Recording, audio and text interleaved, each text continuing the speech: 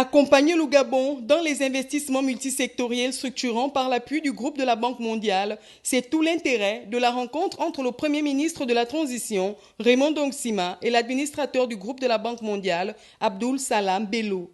Depuis que nous sommes là, nous avons pu voir que la ville est en chantier. Il y a beaucoup d'initiatives dans les infrastructures. Donc la question, c'est comment est-ce qu'on peut accompagner les investissements de différents types d'ailleurs, que ce soit l'infrastructure physique, routière d'intégration, que ce soit le secteur du digital, que ce soit le secteur du capital humain.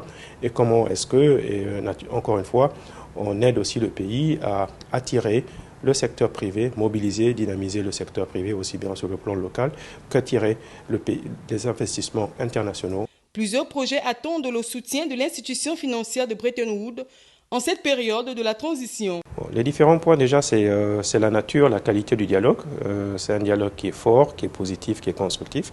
Donc la question, c'est comment est-ce qu'on amène à porter ce dialogue à l'échelle par une mobilisation encore plus substantielle des financements du groupe de la Banque mondiale. Le chef du gouvernement de la transition, Raymond Dongsima, a été plus que réceptif à l'argumentaire de l'émissaire du groupe de la Banque mondiale.